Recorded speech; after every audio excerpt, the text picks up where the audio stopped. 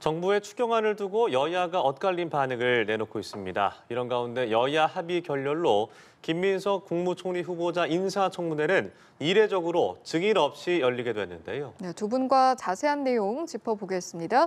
최인호 전 민주당 의원, 홍석준 전 국민의힘 의원 모셨습니다. 두 분 어서 오십시오. 안녕하십니까. 안녕하세요. 네, 어서 오십시오.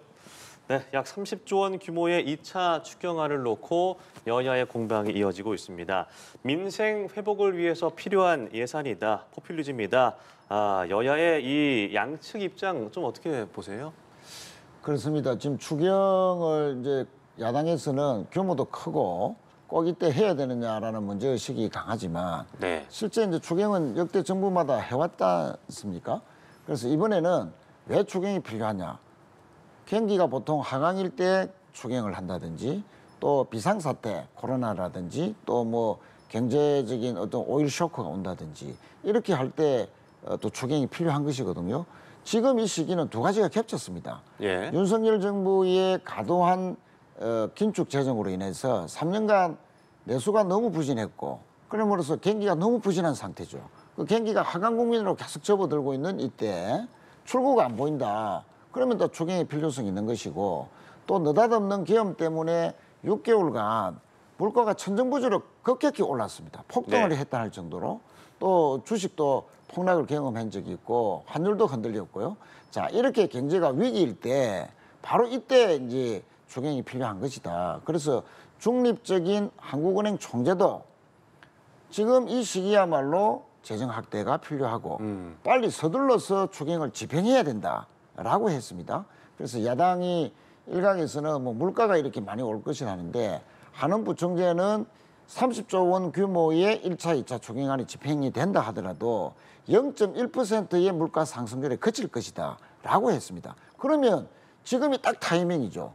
지난 5월 달에 카드를 쓰는 빅데이터의 분석을 보면 이제 소비 심리가 막 이제 회복이 되는 시점이다. 예. 자, 그런 것까지 겹치면 추경은 타이밍인데 서둘러서 본회의에서 통과시켜서 이 경제 회복, 민생 회복, 모멘텀을 만드는데 전력해야 되고 야당도 이런 측면에서 좀 대승적인 차원에서 협조를 해야 될 때다. 그렇게 강조드리겠습니다. 네, 민생 지원을 위한 추경에는 공감을 하나 이게 어떻게 사용이 되고 어떻게 분배되는지에 대한 이견이 있는 것 같아요. 예, 그렇습니다. 일단 최 의원께서 말씀하신 팩트 체크를 좀 해보면 일단 예. 윤석열 정부 때 3년 동안 GDP 경제 성장률이 평균 2.3%였습니다. 그리고 문재인 정부 때 이제 2.15%인데 성장의 질면에서는 문재인 정부 때 재정이 차지했던 비중이 한 30%, 윤석열 정부 때 한 17%를 훨씬 윤석열 정부 때 조금 훨씬 더 건전했다고 볼 수가 있는데 네. 물론 지금 탄핵 전국에서는 이제 1, 4분기가 마이너스 성장이고 해서 현재 경기가 어려운 것은 사실입니다만은 윤석열 정부 때 지나친 긴축 재정으로 소비 심리가 극도로 위축됐다. 그것은 뭐 전혀 사실이 아니다는 말씀을 드렸고 정부가 어떻게 보면 좀 일을 하다 보면 돈을 쓰고 싶어하는 어떤 그런 심리는 다 갖고 있습니다. 그럼에도 불구하고 세상에 가장 실력이 없는 정부가 할 수 있는 가장 쉬운 길이 돈 풀기입니다. 이렇게 돈을 푸는 어떤 정부의 어떻게 보면 좀 궁극적인 결과가 베네수엘라라든지 우리가 아르헨티나 알 수가 있죠.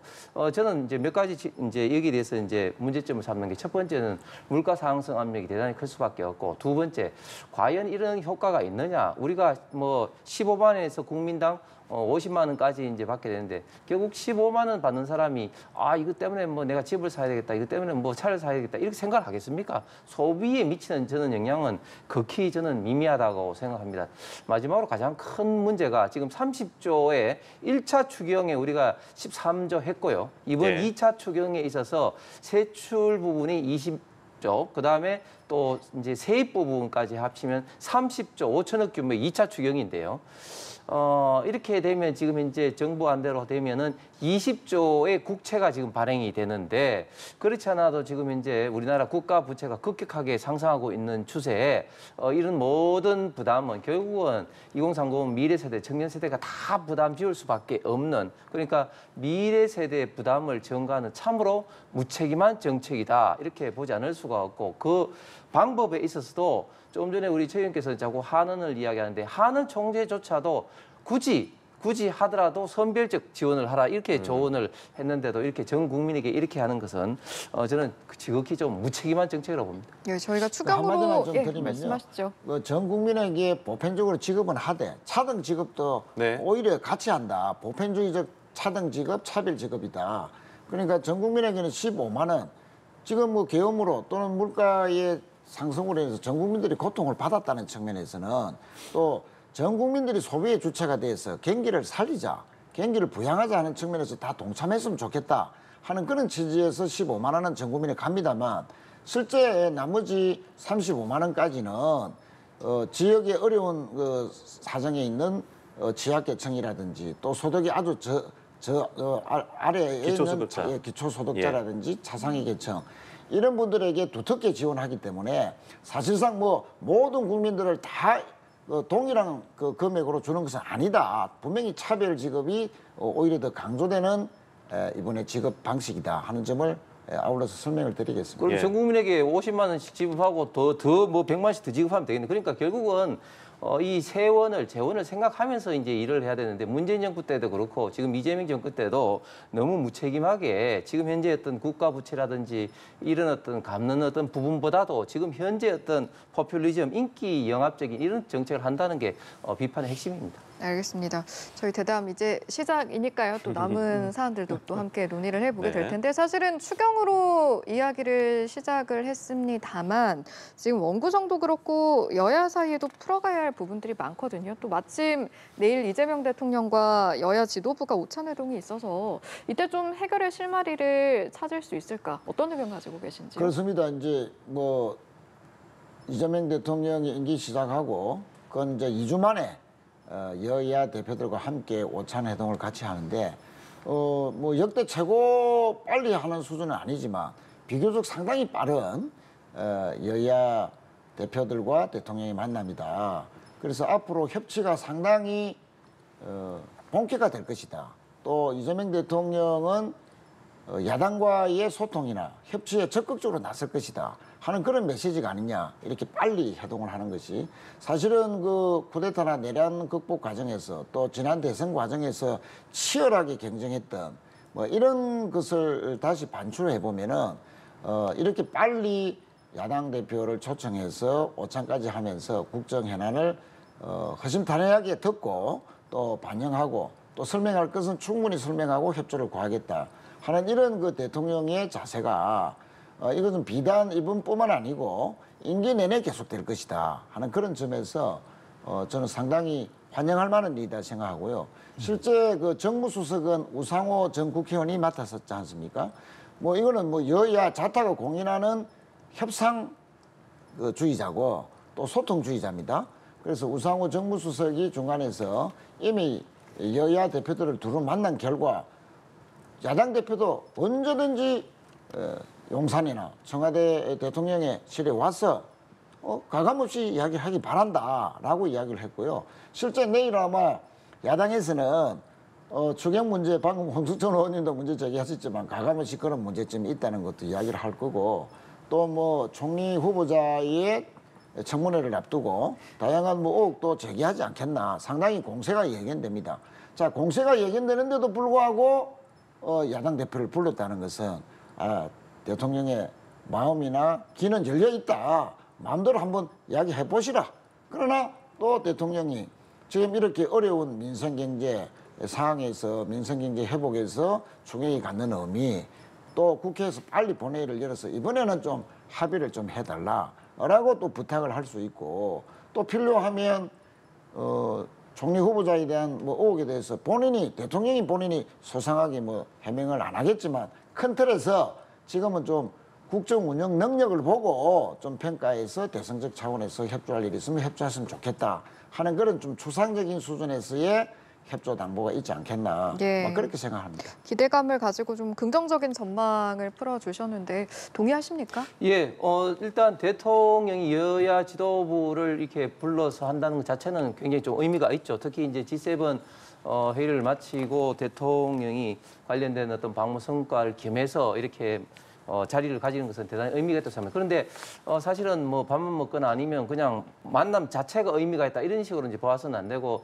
야당이 요구하는 것을 합리적인 요구에 대해서는 들어줘야 되는데 특히 예를 들면 이제 국회가 사실은 이제 20대까지만 하더라도 우리 대한민국 국회의 전통이 결국 이제 1당이 국회의장을 하고 2당이 이제 법사위원장을 한다든지 그런 어떤 배분이 관례적으로 있었습니다. 그런데 21대부터 민주당이 절대 다수석을 앞세워서 거의 뭐 전 부분을 독식하다시피 하면서 이런 전통이 깨졌는데요. 이제는 좀 그런 것들을 좀 복원해야 된다. 이게 이제 이재명 대통령이 만약에 국민통합 내지는 여야 협치 이야기한 것이 진심이라면 저는 이런 부분에 대해서도 복원을 이재명 대통령이 생각을 해야 될 것 같고 특히 김민석 후보자에 대해서는 만약에 김민석 후보자가 임명을 강하게 된다면 이것은 저는 이재명 정권에 굉장히 큰 부담이 될 거라고 생각합니다. 왜냐하면 일단 기본적으로 도덕성 여부를 떠나서 김민석 후보자 같은 경우는 자라징처럼 총리로서 있던 저는 능력이 있느냐. 즉 국무총리가 해야 되는 일이 뭡니까? 대통령을 대신해서 행정각부를 통할하고 그리고 행정각부의 일을 이제 조율하고 관리를 해야 되는데 그렇기 때문에 역대 정권의 대부분 행정의 경험이 있는 분들이었습니다. 그런데 김민석 후보자는 행정각부에 있던 장관이라든지 또 자치단체에 있던 장을 역임한 적도 없는 그런 기본적으로 저는 역량이 없다. 이런 측면 때문에 김민석 후보에 대한 어떤 그런 임명권에 대해서도 다시 한번 좀 생각해보는 등 야당에서 요구하는 안에 대해서 실질적인 좀 어떤 그 결과가 있어야지 앞으로 이런 여야 어떤 협치, 특히 대통령이 생각하는 여야 협치가 좀 진전 있지 않나 생각합니다. 예, 말씀이 나왔으니까 자연스럽게 질문을 들어보겠습니다. 일단 다음 주 화요일, 수요일에 이제 인사청문회가 진행이 될 텐데 김민석 국무총리 후보자와 관련해서 이 6억 원 의혹과 관련해서 6억 원이 어떻게 발생했느냐. 그래서 해명을 하긴 했습니다.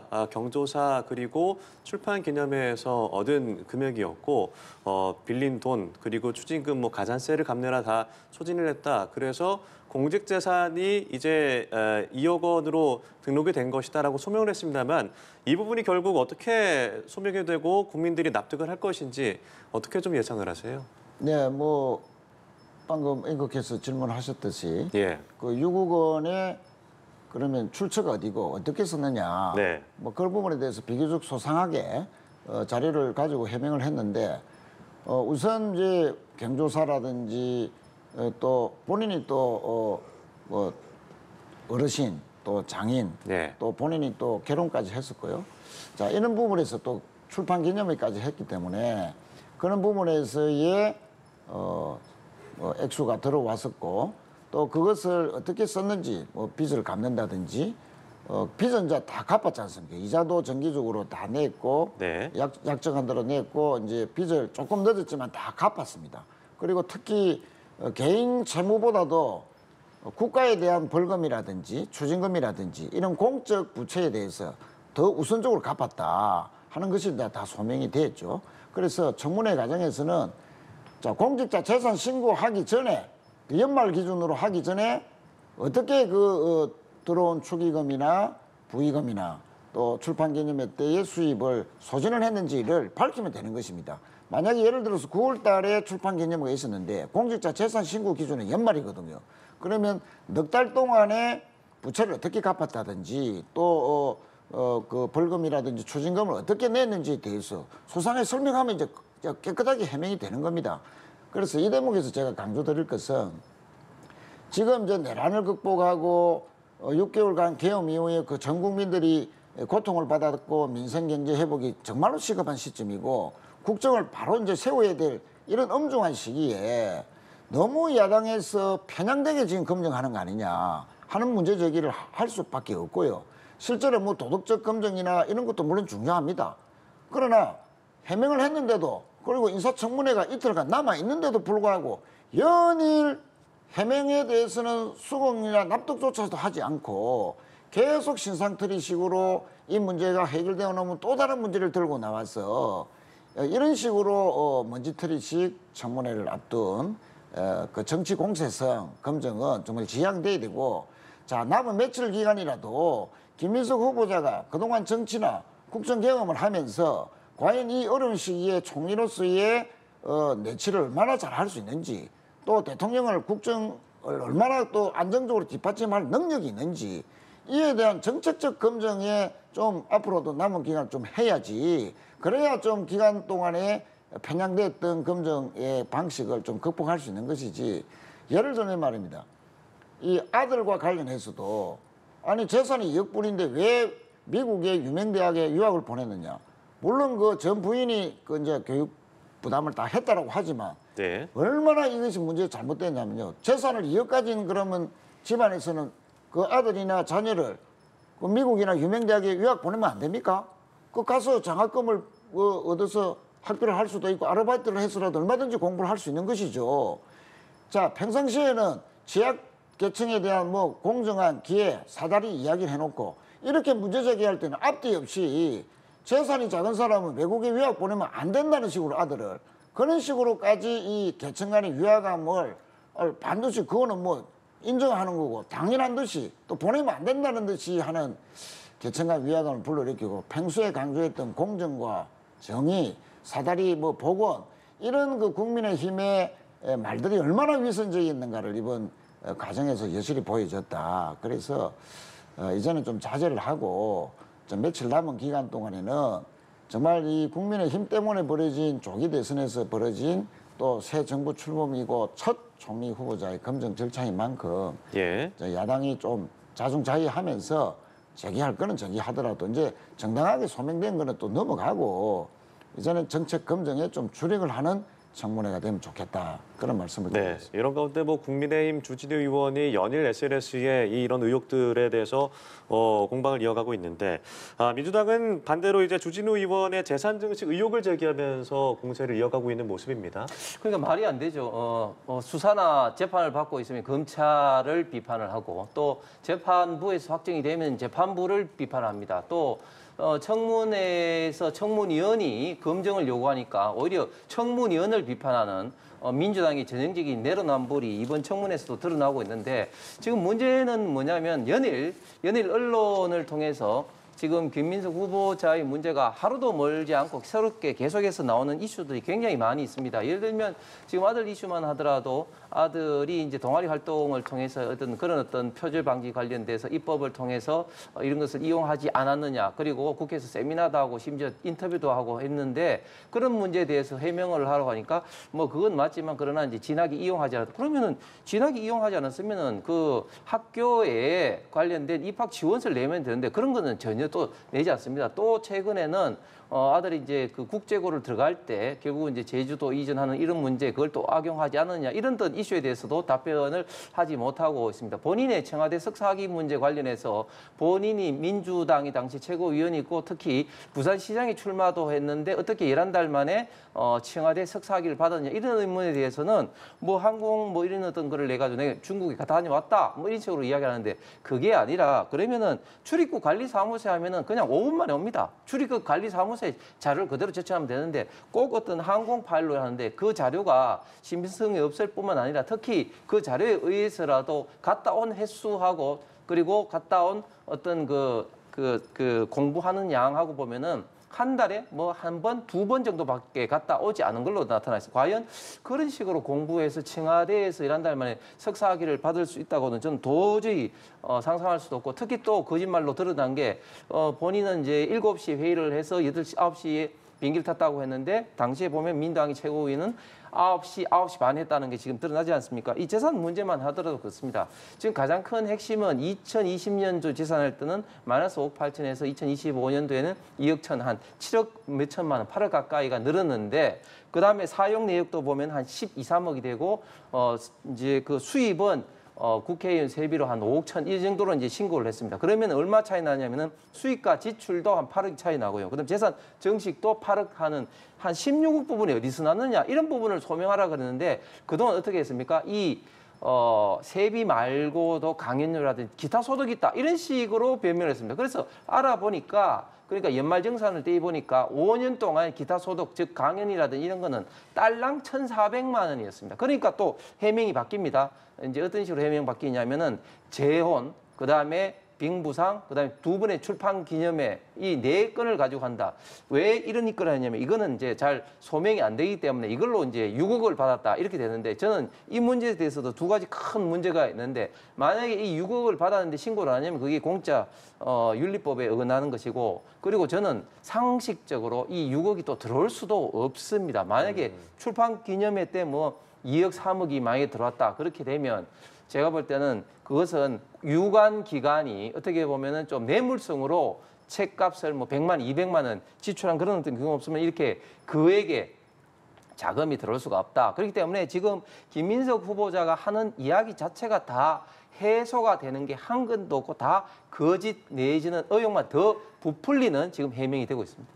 근데 이제 저 말씀을 좀 오래 하셨기 때문에 한두 가지만 짧게 말씀드리면은 청와대 문제는 자꾸 민주당 뭐 최고위원 시절 얘기하는데 지금 우리 당의 민주당 시절이 아니고 원외 이름만 민주당이 같았지 2008년 9년 석사학위 받을 때는 국회의원도 한 명 없는 아주 미니 정당 원외 정당이었기 때문에 그때 최고위원을 했다 하더라도 충분히 일주일에 한두 번은 그 베이징에 갔다 올 수 있었다 하는 점을 말씀을 드리고요. 또 청와대 석사 과연 그게 진본이냐 아니냐. 근데 그 뭐 당연히 석사 학위가 있을 것이고 미국의 유명 대학도 공무원들이 1년 연수 가면 석사 학위를 받아오지 않습니까? 그런 네. 경우가 많지 않습니까? 그 청와대학도 2년짜리 석사 과정도 있지만 1년짜리 석사 과정이 또 있습니다. 뭐 그런 점이 있기 때문에 자꾸 소명을 했는데도 자꾸 이렇게 꼬리 잡기식은 좀 곤란하다 말씀드리겠습니다. 예, 마지막으로 간단히 두 분 의견 짧게 듣고 마무리를 하게 될 텐데 국정기획위가 어제 검찰로부터 업무 보고를 받다가 중단시키는 일이 있었습니다. 이걸 두고도 또 이제 의견이 교차하는 부분이 있어서 어떻게 해석하십니까? 예, 지금 국정기획위원회의 어떤 갑질, 완장질이 지금 도가 좀 지나치는 것 같습니다.